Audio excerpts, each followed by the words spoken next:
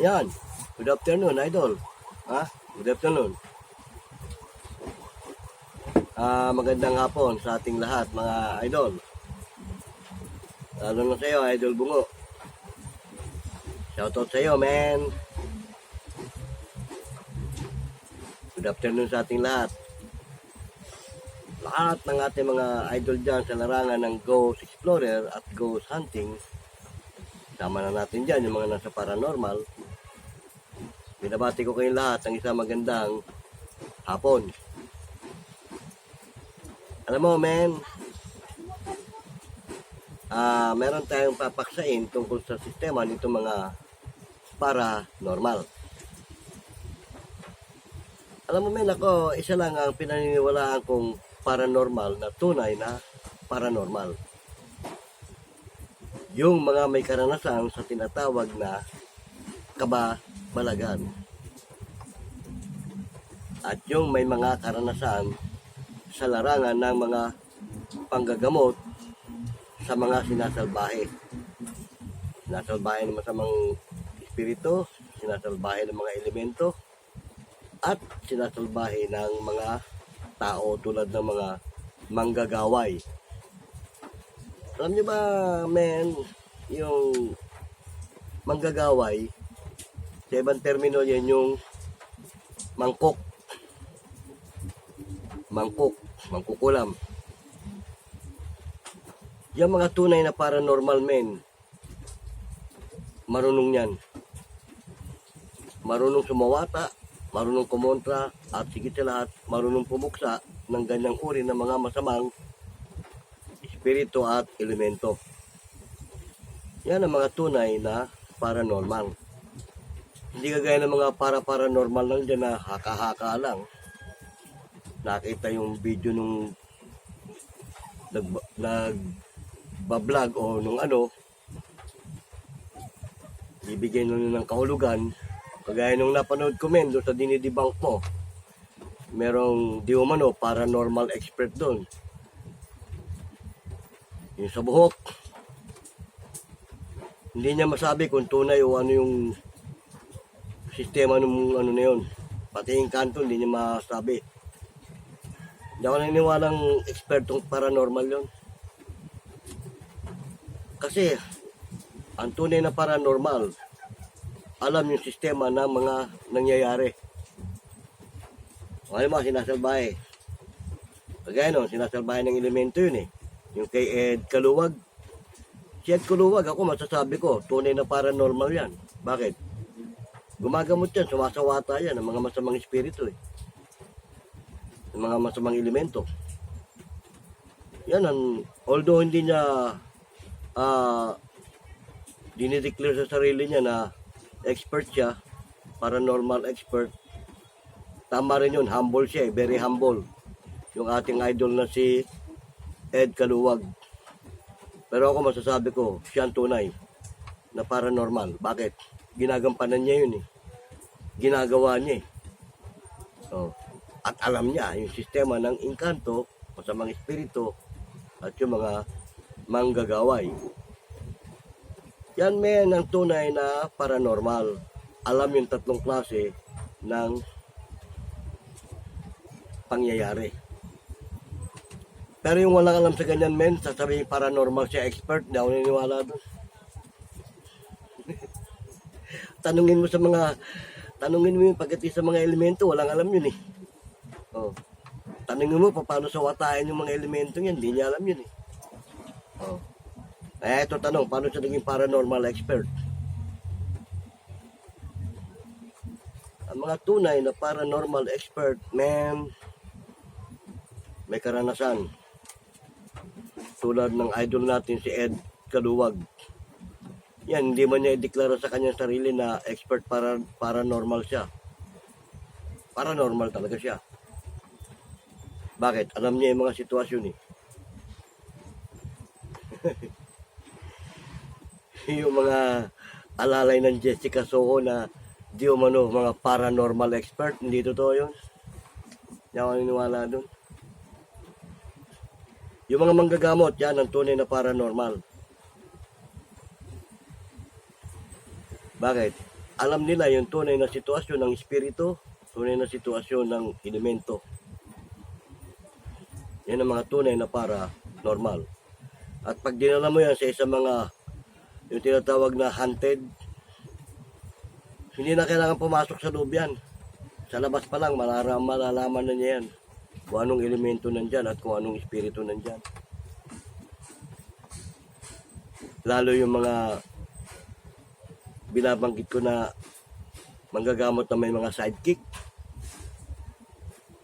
Subukan mo, idol, makipagkaibigan ka sa marunong manggamot, lalo't gumagamit ng sidekick. Yayain mo sa isang haunted na lugar. Isama niya yung sidekick niya.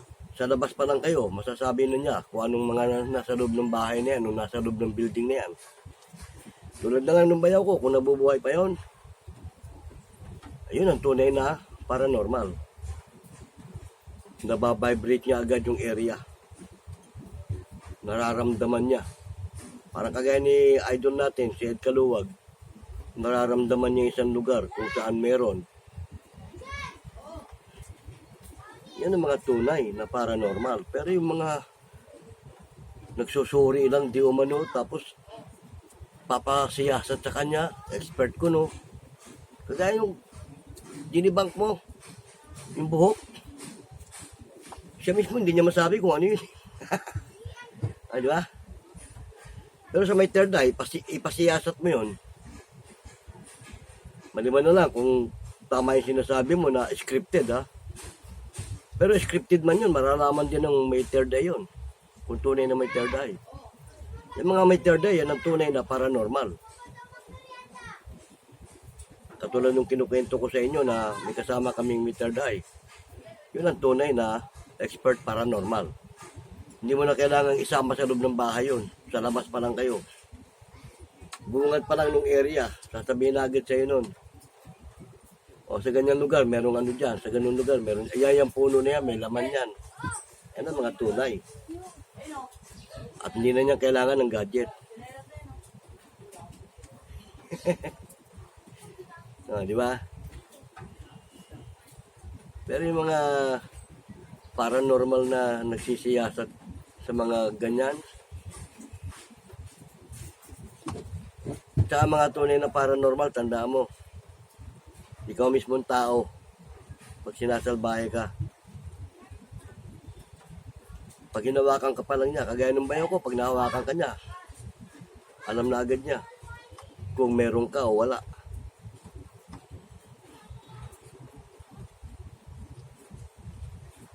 Yun ang mga tunay na paranormal, idol. Kaya tama yung sinabi mo. Maliban na lang kung scripted. Pero tama ka rin, hindi naman nila sisiraan yung credibility nila dahil nandun sa scripted na yon. Tsaka, idol, si Idol Ed Kaluwag, alam niya yon. Yun ang tunay na paranormal. Si Idol Ed Kaluwag. Bagamat hindi pa kami nagkakaharap ni Idol Ed Kaluwag, alam ko na ang kilatis niya. Tama rin yung sinabi niya kasi napapanood ko rin minsan yung mga video niya. Nalalaman niya yung lugar kung ano meron. At hindi siya kagaya ng iba dyan na nagpo-code reading. Kagaya nung kay Jay Costura. Hindi tunay na paranormal yun, nagko-code reading yun eh. Diba? Para malaman niya yung sistema nung nagtatanong siya. Doon siya kumukuha ng clue. Oh, diba? Hindi kagaya ni Idol Ed Kaluwag, hindi siya nagko-code reading. Sisiya sa atin talaga niya. Ganun yung bayaw ko, idol. Nung nabubuhay pa yun, hindi nagko-code reading yun.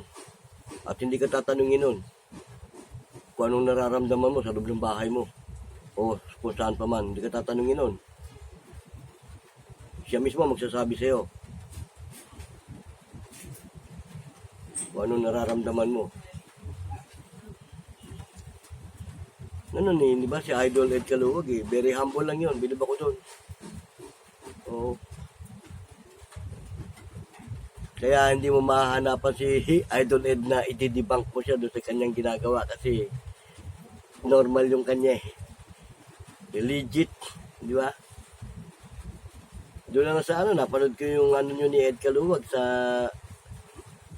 yung Clark eh. Sa abandoned hospital sa Clark, napanood ko yun eh. Nagsisigaw ka nga doon eh. Tumakbo ka ron, man, di ba? Oh. Kaya lang, si Idol Ed Caluwag, bagamat may alam siya sa mga nangyayari o pangyayari, hindi siya kagaya ng iba na mayabang. Very humble nga siya eh. Ganun ang mga tunay idol na mga paranormal, tahimik, hindi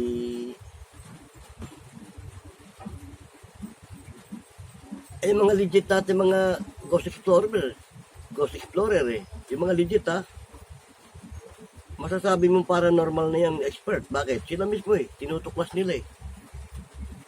Natutuklasan nila yung isang lugar eh. Pwedeng sabing paranormal expert sila eh. Dahil kasi bakit? Mali mga doon sa sinasabi mo mga peke mga peking ghost explorer, ghost hunter. Oh, pero yung mga legit nating ghost hunter, dahil sila mismo nararamdaman nila na ano nila yan. Ang totoo niya, yung mga tunay na paranormal, di na kailangan gumamit ng gadget eh, kasi sila na mismo malalaman nila yan. Lalo pag may nagpakita. At saka sa totoo lang, sa mga tunay na paranormal, hindi basta-basta magpapakita ang anumang uri ng masamang espiritu at elemento.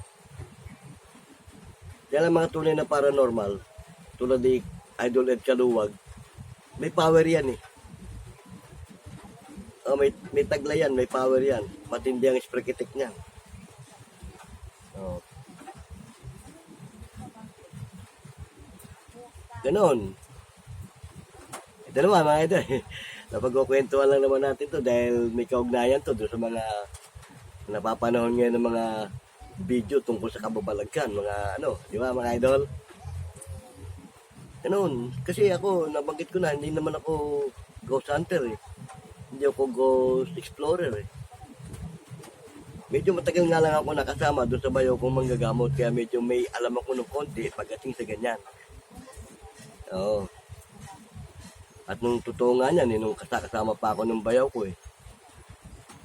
Tinuturuan ako manggamot, hindi ko linya yan, sabi ko. Hindi ko type eh. Basta ako, ang papel ko lang doon, Uzi. Uzi zero.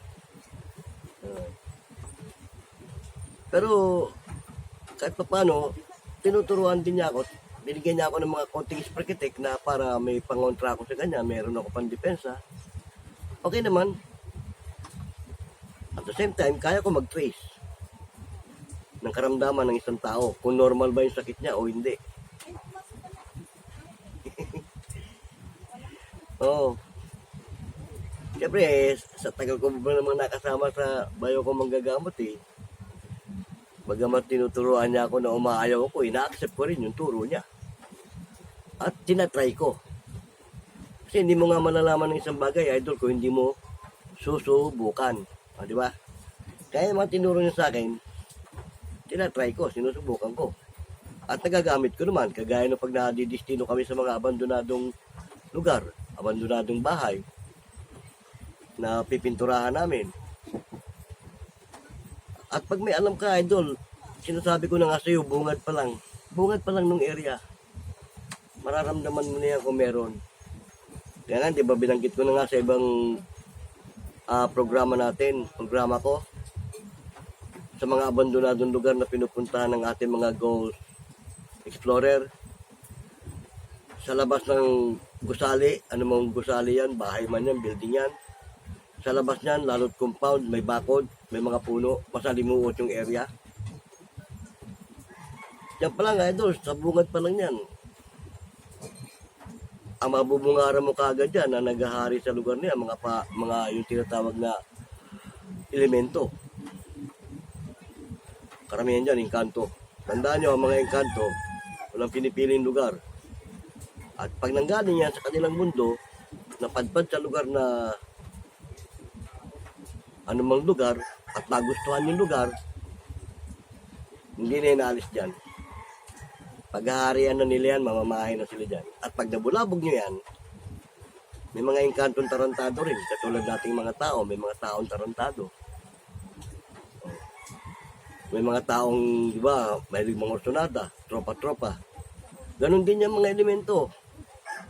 Pag nasyempohan ng ating mga ghost explorer, yung mga elemento na tarantado, yung kumbaga sa tao nangungursonada, ay hanggang sa bahay nyo. Nabanggit ko na yan, susundan kayo niyan. Pero may mga elemento namang mabait.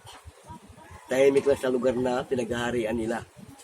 Ang mabigat lang kasi pag nabulabog nyo sila, lalot na saling nyo, dahil hindi nyo naman nakikita, bibigyan talaga kayo ng sakit.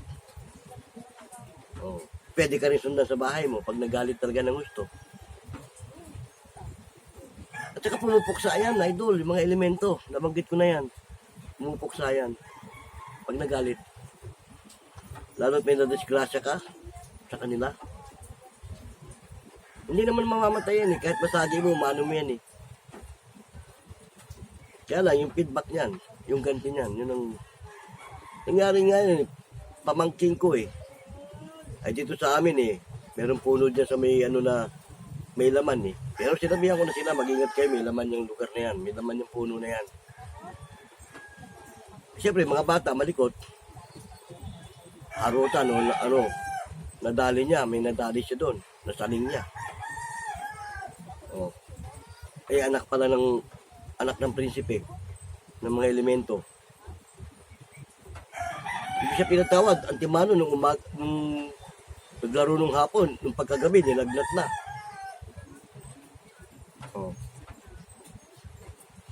Mabuti na lang, nung pinatignan sa akin, ay nakakasama pa namin nung araw yung may third eye. Bagamat wala na yung bayaw ko, nakasama ko pa yun, nung may panahon din, pinasuri ko, sabi ko, tingnan mo nga yung pamangkin ko. Pagtingin niya, sabi niya, ako, pare, papatayin to, kukunin to. Bakit? Ang nasaling nito, hindi ordinaryong elemento. Galit sa kanya. Sabi ko, tawagin mo, kausapin natin. Matigas. Ayaw pumayag. Lagay yung bata, kukunin. Wala na ako nagawa. Sabi ko, pag hindi ka nakuha sa pakiusap, dalawang klase lang yan. Siya mapuksa o ikaw. Pero hindi ako papayag na siya ang pupuksahin mo. Ngayon pa lang, unahin na kita. Kahit di ko siya nakikita, idol. Yung sinasabi ko, kahit di ko nakikita yan. Kapag ginamitan ko ng spray-kitik yan. Pag sabi nung andyan na sa tabi natin. Pag spray-kitik ko, wasiwas nung kamay ko Nagulat pa yung kasama namin with third eye. Ba't dinamay mo naman yung iba? Wala tayong magagawa. Aliporis niya yun. Sinyapol ko lahat. Sabi ko, tanggalin mo na lang kung ano yung nilagay. Hindi ako marunong gamot Pero yung mga third eye, marunong yan. Marunong mag-alis ng mga yan. Kaya yung mga third eye, sinasabi ko sa inyo, hindi basta-basta yan. Yung tunay kaya magtanggal yan kung ano mang nilagay ng mga masamang elemento o ano pa man. Sabi ko, tanggalin mo na lang. Tapos, iniprekiti ko, hinipang ko, pinainom ko ng tubig. Ayun, parang nagdahilan lang yung bata. Hindi ko sana sasyapulin ayaw matigas Alam mo yung mga elemento, mayayabang din yan. Pag naramdaman na parang nakikiamo ka sa kanila, yung nakikisuyo ka, lalong magmamalaki yan Ako madali na ako mabuisit lalo nung bata-bata pa ako noon. Buti nga ngayon, medyo lalo na ako Patat kinausap kita, hindi ka nakuha sa pakiusap. Sasyapuling kita. Yung nga na didisinuhan naming bahay eh. Unang gabi, pag pinirwisyo kami, kinabukasan, di ko na pinalalagpas eh. Oh, galit ako sa mga hayop na yan eh. Mga elementong yan. Buisit ako sa mga tarantadong yan. Wala namang puwang sa mundo yan eh. Nakikihalo-bilo lang sa atin yan. May sariling mundo yan, dumadayo pa sa atin. Oh. At pag nakarating dito, pag-aharian tayo, hindi naman pwede yun. Atin to eh. Di ba? Balik sila doon sa mundo nila. Kaya nga, dalawang klase lang yan. Lalayas ka dyan, pupupuksain kita. Ganun din ang katwiran ng bayaw ko nung nabubuhay pa yun. Okay na mga idol ha. Idol Bungs. Shoutout sa'yo. Yan naman eh, napagkukwentuhan lang naman natin. Pero ngayon mga idol, itong inyong lingkod, lilo na tayo dyan. Ride on lang tayo kahit anong bagay. Di ba? Pero siyempre, kung tayong titirahin ng mga masamang elemento, eh, karapatan natin ipagtanggol sarili natin. Di ba? O paano? Ito pong muli, inyong lingkod, si Boyet. Kung may mga comment kayo, lagyan nyo lang sa comment section. May katanungan kayo, lagyan nyo lang din dyan para tirada natin sa mga susunod pang video. Bueno sa muli, paalam!